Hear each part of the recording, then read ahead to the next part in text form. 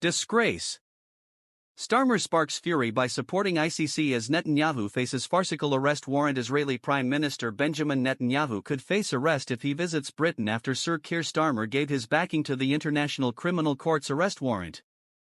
Netanyahu and former Israeli Defense Minister Yoav Gallant were yesterday named in arrest warrants issued by the Hague-based court over the ongoing conflict in Gaza. Britain, as one of 124 ICC members, is obligated to enforce such warrants, with the Prime Minister's spokesman notably refusing to rule out Netanyahu's potential arrest.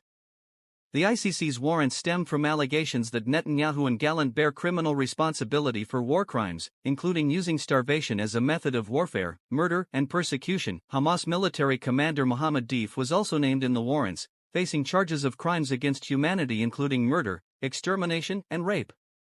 The court issued Deif's warrant despite reports of his death in a July airstrike in Gaza.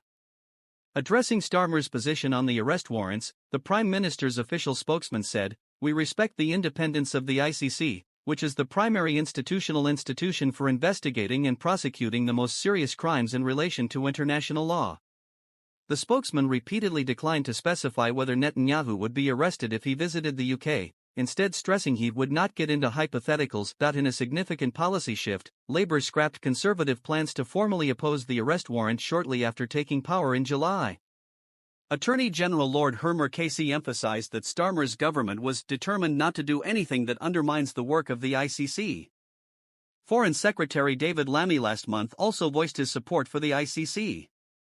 However, Shadow Foreign Secretary Priti Patel labeled the ICC's decision as deeply concerning and provocative.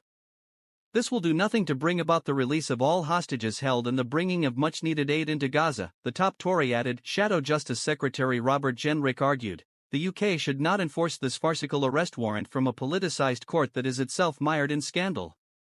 This latest decision will only fuel the growing perception the ICC is a kangaroo court," he added. Equating Israel's war of self-defense with Hamas is absurd. The United States, a non-ICC member and close Israeli ally, firmly rejected the court's decision, with President Joe Biden calling the arrest warrants outrageous. "Let me be clear once again, whatever the ICC might imply, there is no equivalence, none, between Israel and Hamas," Biden declared. However, Netanyahu's office dismissed the charges as false and absurd. Italy and the Netherlands have pledged to arrest Netanyahu, while Canada voiced support for the court.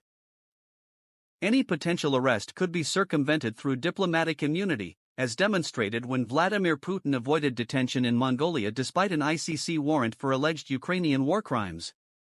Whitehall sources indicate that if the government decides to enforce the ICC's decision, a cabinet minister, likely the Home Secretary or Justice Secretary, would need to seek a UK arrest warrant through the courts. No steps have yet been taken to obtain such a warrant, insiders have also stressed.